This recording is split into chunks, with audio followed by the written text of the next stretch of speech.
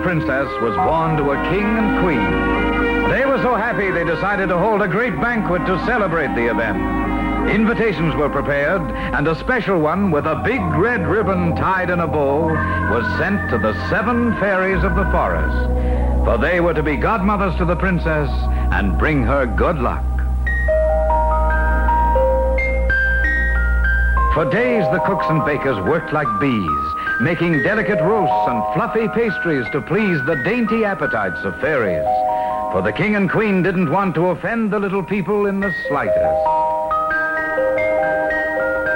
On the day of the great feast, the 7 fairies arrived, sailing through the air in a brilliant blue chariot drawn by 100 swallows. The fairies were delighted to be such honored guests.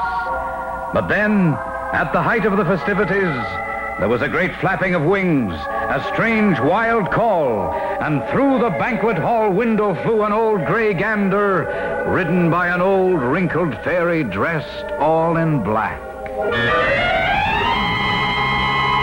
The king and queen were alarmed.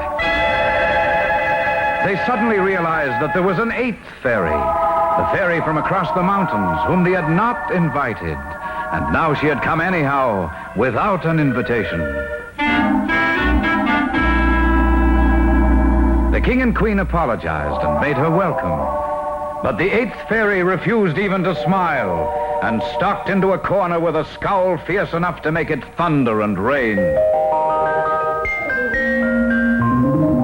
At last the time came for the fairies to give gifts to the little princess. The first fairy waved her wand and said, "She shall be good as gold." "She shall be the cleverest princess in the world," said the second. "And the most beautiful," said the third. "The happiest," said the fourth. "With the sweetest voice ever heard," said the fifth.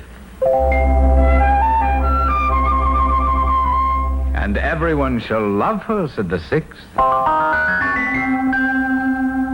Everyone waited for the 7th fairy to speak, but she had disappeared.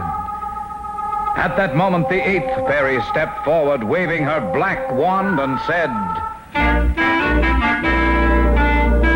"The princess shall stick her finger on the needle of a spinning wheel and die." Suddenly, out from behind a curtain stepped the 7th fairy. She had been hiding until she discovered what trouble the 8th fairy meant to bring. Now, she couldn't do away entirely with the 8th fairy's spell, but she could soften the blow. "The princess shall not die of the wound," cried the 7th fairy. "She shall only sleep for 100 years until a prince comes to awaken her with a kiss."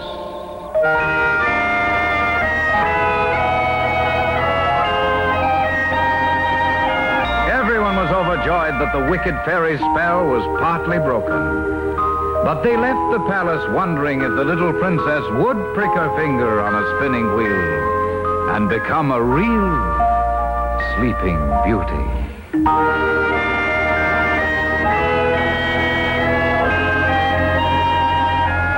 The king and queen decided to do everything in their power to protect their princess from the wicked fairy's charm. Soldiers were sent near and far to gather together every spinning wheel in their kingdom.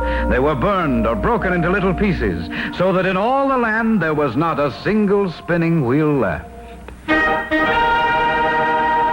The years went by, and as the 6 good fairies had prophesied, the princess grew up to be extremely beautiful, clever, with a nightingale's voice,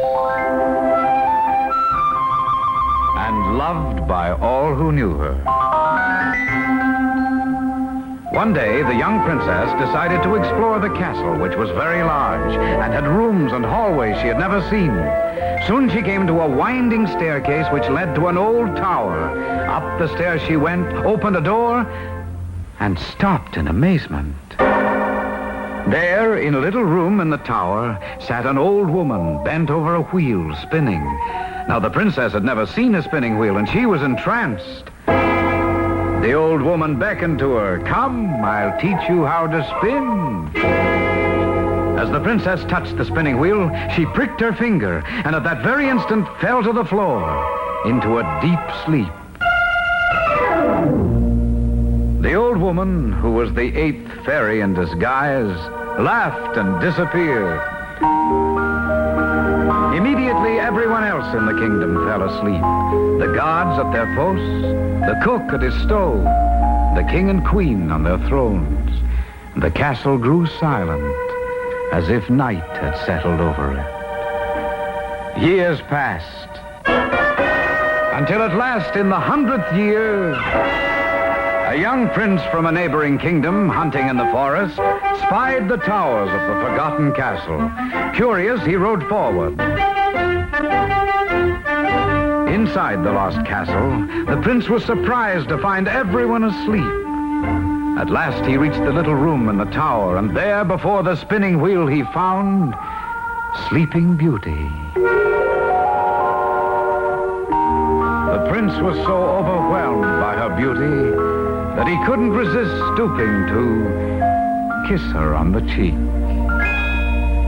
At that instant, Sleeping Beauty awoke, and so did the gods at their posts, the cook at his stove, the king and queen on their thrones. The castle was alive again.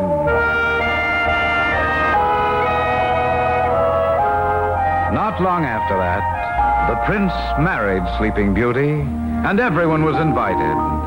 And of all the guests, the princess was most happy to see the one who had saved her life more than 100 years before, the 7th fairy.